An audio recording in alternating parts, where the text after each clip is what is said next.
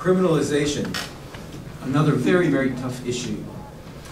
One of the tenets of refugee law is that prosecution does not constitute persecution. So it is a sovereign nation's right to pass laws that allow for and prohibit certain behaviors. What do you do in a situation where a large percentage of the world's population lives under laws that prohibit its existence, or it's acting according to its internal feelings? This is a very tough issue that has still not been solved.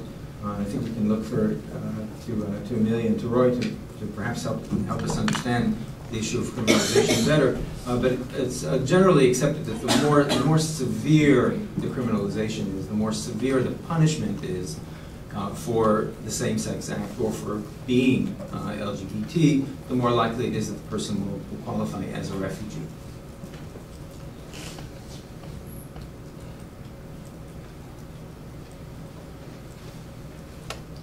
Oops, I think we've got another phenomenon. We've got a fade phenomenon going on here. Another issue that's very critical in LGBT claims, as it is in gender-based claims, by the way, is that the actors of persecution are almost always non-state actors. There are, despite the large number of countries that criminalize same-sex acts, there are relatively few cases that are actually based on state persecution. The largest amount of persecution comes from non-state actors around the world. I'm really BSing you somewhat because I don't have any stats. I don't think anyone has any stats, but these are the cases that I've seen in these 20 years. Most of the time we're talking about family, about neighbors, about community members, about religious factions, about doctors, as we were talking about before, about paramilitary groups, and sometimes about state actors that persecute LGBTs. The reason that this becomes so pernicious is that the non-state actors are not stopped from persecuting by the state actors. In other words, you as a persecutor, if you want to beat up somebody who is LGBT, know that you're going to do that with impunity. And you can do it again and again and again. You, as somebody who's LGBT, who are beaten up in a country where the police violate LGBTs, will never go to the police for protection. So it comes from both sides. In the LGBT phenomenon, we need to use a bifurcated analysis when we're looking at the claims very often. So what and that means that it's not that the state doesn't protect the individual, it's that the state won't, it's not that the state's persecuting the individual, it's that the state won't go ahead and protect the individual. So it's those two issues together that, that give rise to refugee status if the case is approved.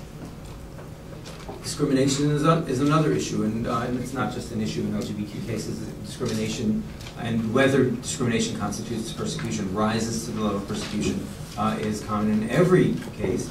In LGBT cases, discrimination is very often consistent throughout a person's life. It very often applies to every area of life, so it applies to housing, to employment, to medical care, to family relations, and so on. And in those cases, you need to look at the totality of the circumstances and see, what kind of life is this person living, really? Does this constitute an unlivable life? Is the kind of mistreatment that we're talking about so severe that it constitutes a deprivation of life freedom? And many times it does, sometimes it doesn't. You have to take it on a case-by-case basis. Another issue that's very touch and go in LGBT cases is the internal flight alternative. Internal flight alternative is an obligation under a refugee law to go somewhere within your own country where you can be safe before you cross an international border and ask another country to give you protection. Everyone understand?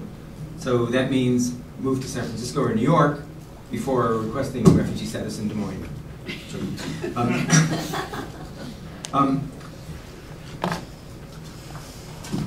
The internal flight alternative when we're talking about a government actor, about a government persecutor, is usually not present because the government rules the entire country. When it's a non-state actor, it becomes a much, much trickier issue. So if you're from a farm, if you're from the countryside, and your family wants to kill you, and you move to Cairo, where there's a modicum of acceptance of LGBTs, at least in the underground, are you considered to be a refugee if you go to England and request refugee status? You need to look at the case on by case on the facts that you've been presented with and see whether really the person could live in Cairo. The issue that then appends in these kinds of cases is very often, but thankfully not in the United States, is could the person go live in Cairo and live discreetly, live in hiding?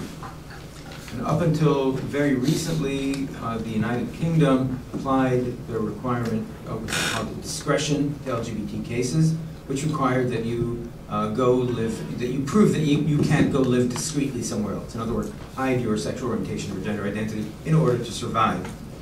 The Supreme Court of the United Kingdom found last summer, that this reasoning was upside down, that it was illogical, that it was really basically giving in to the persecution that people were running away from, and it overruled the discretion requirements that now in the UK the case can't be denied based on the fact that someone could go home and hide. Discretion still comes in many other areas of the law, though, in many other jurisdictions. Sometimes it's not called discretion. Sometimes it feeds in the United States into surplus claims, which is someone who did not come out of the closet back home, but comes out here in the United States. Again, maybe because they were too afraid to come out at home, maybe because they were too ashamed to come out at home, maybe because it wasn't time for them to come out at home.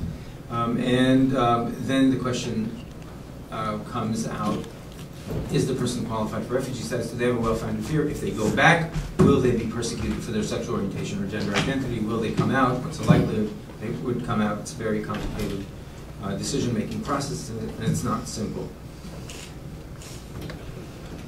Credibility in LGBT cases. We've seen, especially in the UK, that after the demise of discretion, most cases that are being denied based on lack of credibility, on the applicants not being believable that he or she is LGBT, or that what they say really happened to them. How do you find out if somebody's credible? What do you require? How many people think that you should be able to require documentation that someone is LGBT? Okay, we have nobody. Well, we can't require documentation in any case. In the United States, the Real ID Act makes that more complicated. But there is no documentation today that I know of that someone is definitely LGBT. What you need to do is interview the person, and it requires extraordinary skills on the part of the interviewer. And as advocates, I think we often, sitting on the side of complainers and lawyers, forget how hard it is to sit across from somebody who's desperate for their life for any one of 50 or 100 reasons, and to be given an hour and a half to find out if what they're telling you is true. And afterwards, you too are a human being, and you need to live with the consequences of having made a mistake one way or another. How many of you can tell with absolute perfection whether somebody is LGBT or T? Kara?